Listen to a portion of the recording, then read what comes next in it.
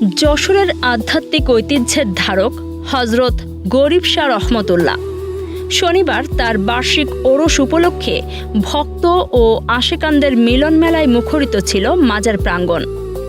এটা একটা আনন্দের বাজার, আনন্দের মেলা, মিলন মেলা, সাধুগুরুদের মিলন মেলা, তাই আমরা সবাই এখানে উপস্থিত করি।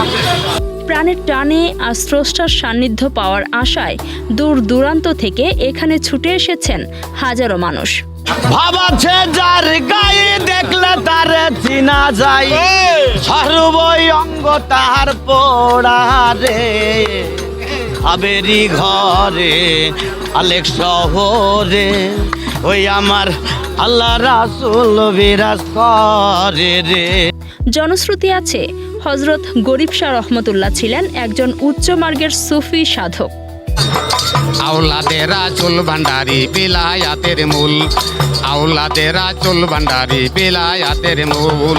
নবীজির পিয়ারা তুমি আশেকে রাসূল, নবীজির পিয়ারা তুমি আশেকে রাসূল।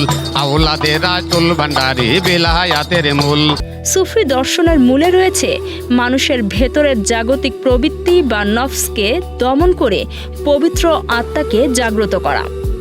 এই সাধনার মাধ্যমেই সুফিরা নিজেকে চেনার ও স্রষ্টার সৃষ্টির রহস্য উন্মোচনের চেষ্টা করেন।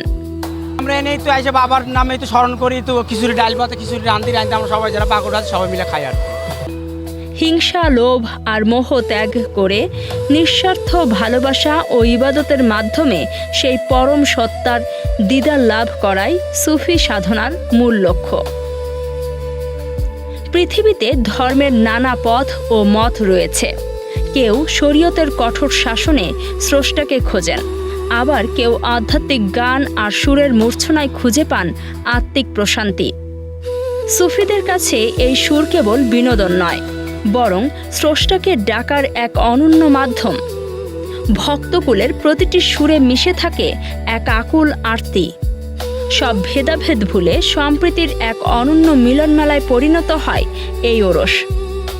উৎসব শেষ হলেও গরিব শাহের সেই মানব প্রেম আর আধ্যাত্মিক চেতনার রেশ থেকে যায় প্রতিটি ভক্তের হৃদয়ে। প্রতিদিন কত খবর আসে যে কাগজের পাতা ভরে, জীবন পাতার অনেক খবর রয়ে যায় অগোচরে। ওয়াসিম হোসেনের তথ্যে রহিদ হোসেন রনি ও বিজয় মাহমুদের ভিডিও চিত্রে কাজী সাইমা, রাত দিন নিউজ।